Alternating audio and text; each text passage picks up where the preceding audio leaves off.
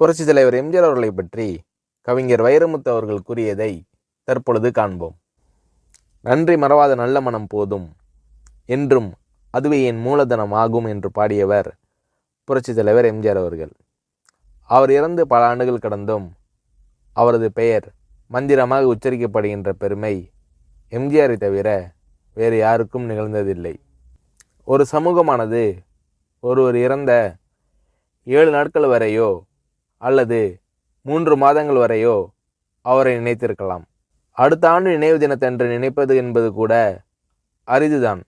ஆனால் ஒரு மனிதன் மறைந்து பல ஆண்டுகள் கடந்தும் அதே உணர்ச்சியோடும் எழுச்சியோடும் அவரது பெயர் திகழ்கிறது என்றால் இந்த சமூகம் கற்றுக்கொள்வதற்கு எம்ஜிஆரிடம் ஏதோ இருக்கிறது. ஒரு மனிதனின் பெயர் மீண்டும் மீண்டும் சொல்லப்பட்டால் அவர் சமூகத்தில் இன்னும் பயன்பாட்டில் இருக்கிறார் என்று அர்த்தம். பயன்படாத ஒன்றை சமூகம் தன் தோளில் சுமக்காது. பயன்படாத ஒன்றுக்கு மகுடம் சூட்டாது. பயன்பாடு இருப்பதால் தான் எம்ஜிஆர் அவர்களை இத்தனை பேர் கொண்டாடி கொண்டிருக்கிறார்கள். இளைஞர்களும் கல்லூரி மாணவர்களும் எம்ஜிஆர் அவர்களின் வாழ்வில் கற்றுக்கொள்வதற்கு மிகப்பெரிய பாடங்கள் பல உண்டு. 5 ஆண்டு திட்டங்கள் போட்டது போல் 10 ஆண்டு திட்டங்கள் போட்டவர் எம்ஜிஆர் அவர்கள். 1917 பிறக்கிறார். 1947 அவர் முதல் படம் வெளிவருகிறது. 1957 நாடோடி மன்னன் தயாரிக்கிறார். 1967 அவர் சார்ந்திருந்த திராவிட முன்னேற்றக் கழகம் ஆட்சிக்கு வருகிறது. 1977 அவரே ஆட்சிக்கு வருகிறார். 1987 விடை பெறுகிறார். 10 5ஆண்டு திட்டம் போட்டு இந்தியா வளர்ந்தது போன்று 10 ஆண்டு திட்டம் போட்டு வளர்ந்தவர் எம்ஜிஆர் என்பதை நாம் புரிந்து கொள்ள வேண்டும். ஆரம்பத்தில் எம்ஜிஆர் அவர்கள் சந்தித்த அவமானங்கள் போன்று இன்னொருவர் சந்தித்திருந்தால் அவரின் வாழ்க்கை அன்றே முடிந்திருக்கும். அவமானங்களை எல்லாம் வெகுமானங்களாக்கி கொண்டு வளர்ந்தவர் எம்ஜிஆர். எம்ஜிஆர் அவர்கள் தான் நடித்த முதல் படத்தின் இயக்குனரிடம் தன்னை அடையாளப்படுத்தும் விதமாக தனது முகத்தை திரையில் ஒரு முறை காட்ட வேண்டுமென வேண்டுகோள் விடுத்தார். அதற்கு அந்த இயக்குனர், உன் முகத்தை காட்டும் அளவுக்கு நீ அவ்வளவு முக்கியமானவர் இல்லை என்று கூறி புறக்கணித்தார். ஆனால் அந்த முகம்தான் பின்னாளில் தமிழர்களின் நெஞ்சில் பச்சை குத்தி கொள்ளப்பட்ட முகம். அந்த முகம்தான் மறைந்தும் மறையாத திருமுகம். அன்று ஒரு இயக்குனரால் நிராகரிக்கப்பட்ட முகம் தமிழர்களை கவர்ந்த திருமுகம் என்று முத்திரை பதிக்க வைத்தது எம்ஜிஆரின் ஆற்றல். ஒருமுறை பேரறிஞர் அண்ணாவிடம் கேட்டார் எம்ஜிஆர் அவர்கள். அண்ணா, தேர்தல் நிதிக்காக நான் எவ்வளவு வழங்க வேண்டும் என்றார் எம்ஜிஆர். அதற்கு அண்ணா அவர்கள், நிதி எல்லாம் வேண்டாம், உன் தங்க முகத்தை ஒருமுறை தமிழனுக்கு காட்டிவிட்டு வா, அது போதும் எனக்கு, நிதியை விட அது பெரிது என்று கூறினார் அண்ணா அவர்கள். 3ஆம் வகுப்பை தாண்டாத ஒரு மனிதன் தமிழ்நாட்டில் தமிழுக்கு பல்கலைக்கழகத்தை உருவாக்கினார். உலக அளவில் தமிழர்கள் பொறியியல் வல்லுநர்களாக திகழ்கிறார்கள் என்றால் எம்ஜிஆர் அவர்கள் உருவாக்கிய கல்வி திட்டம்தான் என்பதை நாம் ஒருபோதும் மறந்துவிடக்கூடாது. நாடோடி மன்னன் படத்தை நான் 7 வயதில் பார்த்தேன்.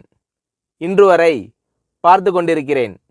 7 வயதில் என் மனதில் என்னென்ன ஆச்சரியங்களை உண்டாக்கியதோ, எந்தெந்த இடத்தில் அவர் தமிழும் அவர் முகமும் என்னை கவர்ந்ததோ, என் 65வது வயதிலும் அதே எழுச்சிதான் என்னுள் எழுகிறது.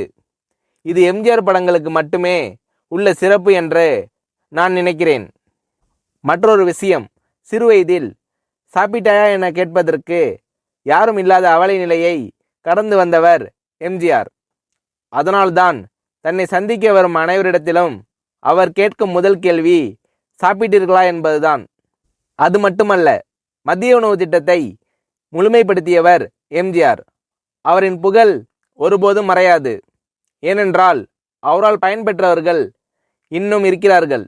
அவரால் பயன்பெறப் போகிறவர்களும் இன்னும் இருக்கிறார்கள்.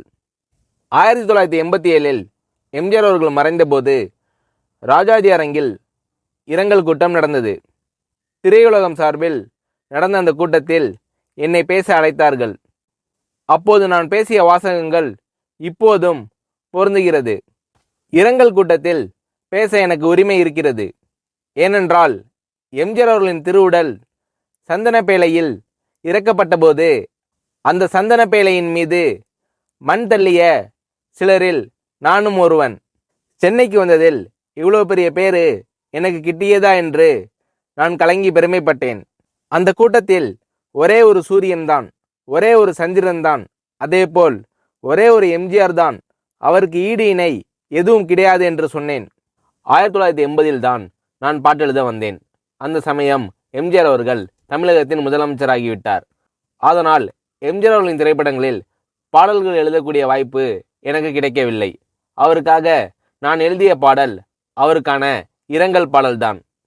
அந்த பாடலில் பூமியை தோண்டிதானே தங்கத்தை எடுப்பார்கள், ஆனால் இன்று அந்த பூமியை தோண்டி ஒரு தங்கத்தை புதைக்கிறோமே என்று எழுதினேன். அதன் பிறகு கிழக்கு ஆப்பிரிக்காவில் ராஜு என்ற படத்தில் எம்ஜிஆருக்காக இல்லாமல் எம்ஜிஆர் அவர்களை பற்றி பாடல் எழுத வேண்டுமென கேட்டுக்கொண்டார் வெல்லிஸ் வேந்தர் கணேஷ். உடனே கணேஷ் அவர்களிடம் சொன்னேன், எம்ஜிஆர் அவர்கள் தராத வாய்ப்பை நீங்கள் எனக்கு கொடுத்திருக்கிறீர்கள் என்று சொல்லி பாடலை எழுதி கொடுத்தேன். அந்த பாடலை அவருக்கு நாங்கள் காணிக்கையாக செலுத்துகிறோம். நான் கலைஞர் கருணாநிதி அவர்களிடம் ஒரு கேள்வி கேட்டேன். எம்ஜிஆரை நீங்கள் பிரிந்ததற்காக அல்லது பிரிக்கப்பட்டதற்காக என்றாவது வருந்திருக்கிறீர்களா என்று கேட்டேன். அதற்கு கலைஞர் அவர்கள் சொன்னார், அது ஒரு வகையில் நல்லதாகிவிட்டது. ஏனெனில் எம்ஜிஆர் அவர்கள் மட்டும் பிரிந்து இன்னொரு இயக்கம் கண்டிராவிட்டால் திராவிட இயக்கம் இருக்க வேண்டிய இடத்தில் ஒரு தேசிய இயக்கம் வந்து ஆட்கொண்டிருக்கும். அந்த இடைவெளி உண்டாகியிருந்தால் திராவிட இயக்கத்திற்கு எதிரான இயக்கம் தமிழ்நாட்டில் வேரூன்றி இருந்திருக்கும். எம்ஜிஆர் அவர்களை பிரிந்து அல்லது பிரிக்கப்பட்டு வேறு இயக்கம் உருவாகியதால் அந்த இடத்தில் திராவிட இயக்கமே வளர்க்கப்பட்டது. இது எம்ஜிஆரால் கிடைத்த நன்மை என்று கலைஞர் கருணாநிதி அவர்கள் சொன்னார். தமிழின் புகழ் எப்படி மறையாதோ, காவிரி எப்படி தமிழர்களோடு கலந்து விட்டதோ, இசை எப்படி தமிழர்களுக்கு ஒரு அங்கமோ, அதேபோல் எம்ஜிஆர் என்ற பெயரும் தமிழர்களின் வாழ்வோடு கலந்துவிட்ட ஒரு திருப்பெயர். அவரின் புகழ் வாழ்க. எம்ஜிஆர் அவர்களது நல்லொழுக்கமும் நல்லெண்ணமும் நற்செயலும் பின்பற்றத்தக்கவை. எம்ஜிஆர் அவர்களின் பலத்தை மட்டுமே நான் கண்டிருக்கிறேன். அந்த பலன்களையும் நற்செயல்களையும் மனித நேசத்தையும் தமிழ் சமூகம் பின்பற்ற வேண்டும் என்று புரட்சித் தலைவர் எம்ஜிஆர் அவர்களை பற்றி கவிஞர் வைரமுத்து அவர்கள் கூறுகிறார்.